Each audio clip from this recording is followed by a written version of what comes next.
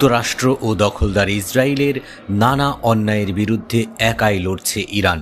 কিন্তু যুক্তরাষ্ট্র ও ইসরায়েলের আগ্রাসনের বিরুদ্ধে মধ্যপ্রাচ্যের তেমন কাউকেই পাশে পায়নি তেহরান। উল্টো মুসলিম দেশ হয়েও যুক্তরাষ্ট্র ও ইসরায়েলের সঙ্গে হাত মিলিয়েছে আরব বিশ্বের বিভিন্ন দেশ।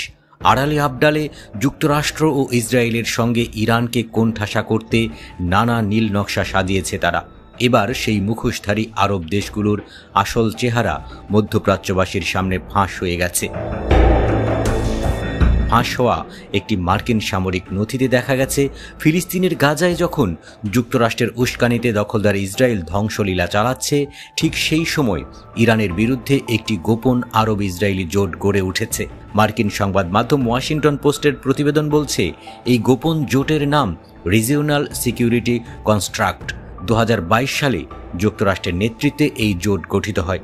এই জোটে যুক্তরাষ্ট্র ও ইসরায়েলের সঙ্গে যোগ দিয়েছে 6টি আরব দেশ: কাতার, বাহরাইন, মিশর, জর্ডান, সৌদি আরব ও সংযুক্ত আরব আমিরাত।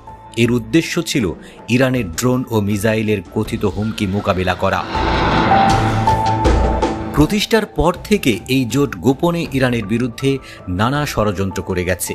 এই জোটের মাধ্যমে 6টি আরব রাষ্ট্রকে ইরানের ক্ষেপণাস্ত্র ও ড্রোন মোকাবিলা করার জন্য একটি অভিন্ন আকাশ প্রতিরক্ষা নেটওয়ার্কে যুক্ত করা হয়।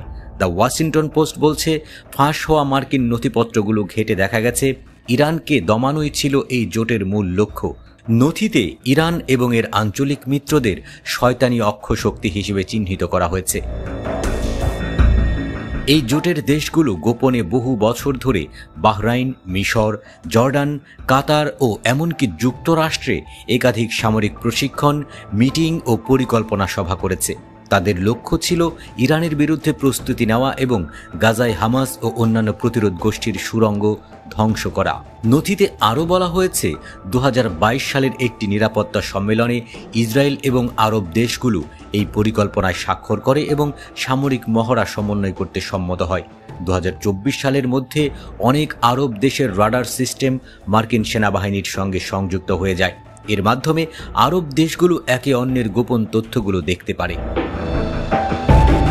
প্রতিবেদনে উল্লেখ করা হয়, মিশর, জর্ডান, কাতার ও সৌদি আরব প্রকাশ্যে গাজায় ইসরায়েলের যুদ্ধকে গণহত্যা বলে নিন্দা জানায়, কিন্তু আড়ালে তারা একসাথে ইসরায়েল ও যুক্তরাষ্ট্রের সঙ্গে গোপনে সামরিক অংশীদারিত্বে কাজ চালিয়ে যাচ্ছে। তবে ফাঁস হওয়া নথিতে বলা হয়েছে, গত সেপ্টেম্বরে কাতারের রাজধানী দোহায় ইসরায়েলের হামলায় এই জোটের আকাশ প্রতিরক্ষা ব্যবস্থা কোনো কাজ করেনি। এমনকি মার্কিন স্যাটেলাইট এবং রাডার সিস্টেমও হামলার আগাম সতর্কবার্তা দেয়নি। এতে করে জোটের দেশগুলোর মধ্যে সামরিক সম্পর্ক সংকটের মুখে পড়ে। এরপর যুক্তরাষ্ট্রের চাপের মুখে কাতারের কাছে ক্ষমা চায় ইসরায়েল। এতে এই জোটের দেশগুলো যুক্তরাষ্ট্র ও ইসরায়েলের প্রতি কিছুটা আশ্বস্ত হয় বলেও প্রতিবেদনে উল্লেখ করা হয়েছে।